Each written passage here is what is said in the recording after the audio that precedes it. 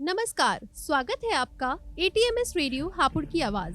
मैं शिवानी आपके साथ। जैसा कि आप सभी जानते हैं कि आज अंतर्राष्ट्रीय महिला दिवस है, जिस पर बात करने के लिए आज मैंने एक बहुत ही खास इंसान को बुलाया है। तो मैं स्वागत करती हूँ प्रोफेसर अमिता शर्मा का, जो कि B.Ed विभाग से प्रोफेसर है। बहुत बहुत धन्यवाद शिवानी मैम, आपने मुझे इस खास दिन पर बुलाया है। जी मैम, तो जैसा कि हम जानते हैं कि आज अंतर्राष्ट्रीय महिला दिवस है, तो सबसे पहला प्रश्न आपसे ये है मैम कि अंतर्राष्ट्रीय महिला दिवस क्यों मनाया जाता है और इसको मनाने का उद्देश्य क्या है? सबसे पहले मैं अंतर्राष्ट्रीय महिला दिवस क्यों मनाया जाता है ये बताने से पहले मैं विश्व की सभी महिलाओं को अंतर्राष्ट्रीय दिवस की ढेर सारी शुभकामनाएं देती हूँ। मैम, दुनिया भर में 8 मार्च का जो दिन है वो अंतर्राष्ट्रीय महिला दिवस के रूप में मनाया जाता है। अगर बात करें इसकी शुरुआत की तो महिला अधिकार कार्यकर्ता रही क्लारा जेटकिन ने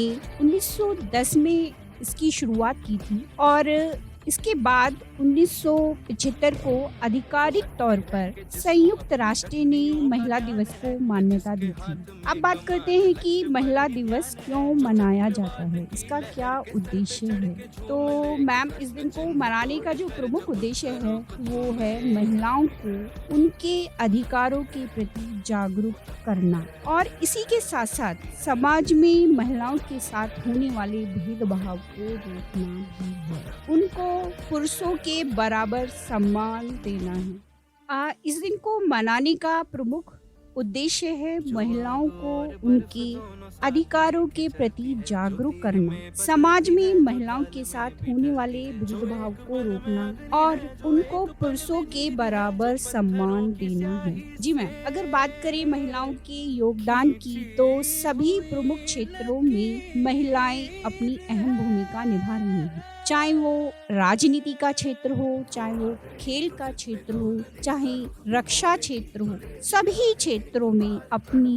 विशेष भूमिका निभा रही हैं। अगर हम देखें कि हमारा जो सर्वोच्च पद है देश का वो है राष्ट्रपति पद, जिस पर भी एक महिला श्रीमती द्रौपदी मुर्मू जी विराजमान हैं।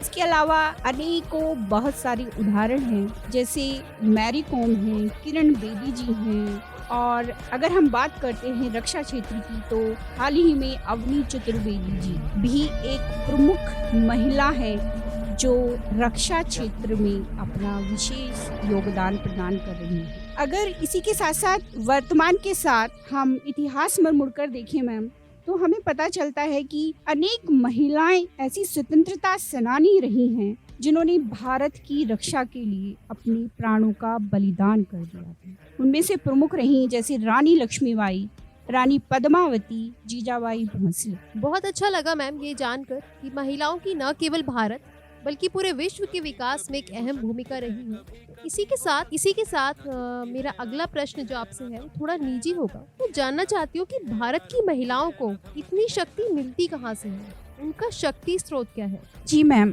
मैं सभी श्रोताओं को बताना चाहूँगी कि प्राचीन काल से ही महिलाओं को शक्ति एवं सहनशीलता का प्रतीक माना गया है और जब बात शक्ति की ही हो रही है तो हम माँ गौरी को कैसे भूल सकते हैं, जिन्होंने समय पर अनेक राक्षसों का वध करके संसार को अनेकों बार विध्वंस से बचाया है। अंतर्राष्ट्रीय महिला दिवस है तो उसी के साथ साथ शिवरात्रि भी है, तो इस अवसर पर मैं आप सभी को महिला दिवस के साथ साथ महाशिवरात्रि की भी हार्दिक शुभकामनाएं देती हूँ। आज हम बात करते हैं महिला सशक्तिकरण की, तो मैं जानना चाहती हूँ कि महिलाओं को सशक्त करने के लिए क्या जरूरी कदम उठाए जा रहे हैं? जी मैम, बहुत ही अच्छा प्रश्न आपने पूछा है। मैम, महिलाओं की सशक्तिकरण के लिए न केवल भारत सरकार बल्कि विश्व स्तर पर भी अनेक योजनाएं चलाई जा रही हैं, जिनमें से प्रमुख तौर पर महिलाओं की शिक्षा से संबंधित हैं, उनके स्वास्थ्य से संबंधित हैं एवं उनके रोजगार और सुरक्षा से संबंधित योजनाएं हैं।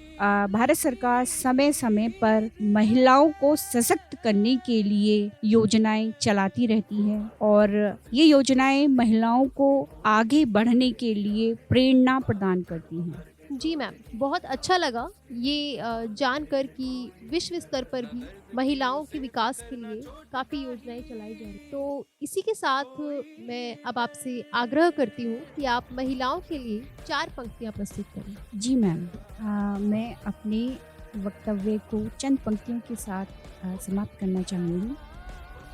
नारी सरस्वती, नारी सरस्वती का रूप हो तुम, नारी लक्ष्मी का स्वरूप हो तुम। बढ़ जाए जब अत्याचारी, नारी दुर्गा काली का रूप हो। नारी खुशियों का संसार हो तुम, नारी प्रेम का आगार हो तुम। जो घर आंगन को रोशन करती, नारी सूरज की सुनहरी किरण हो तुम। नारी ममता का सम्मान हो तुम, नारी संस्कारों की जान हो तुम। स्नेह प्यार और त्याग की नारी इकलौती पहचान हो तुम। बहुत बहुत अच्छी पंक्तियाँ सुनाई मैम आपने। धन्यवाद मैम। इसी के साथ मैं आपसे विदा लेना चाहूँगी। आज का कार्यक्रम यहीं समाप्त होता है और सभी महिलाओं को दोबारा से मैं अंतर्राष्ट्रीय महिला दिवस की हार्दिक शुभकामनाएँ देती हूँ। धन्यवाद।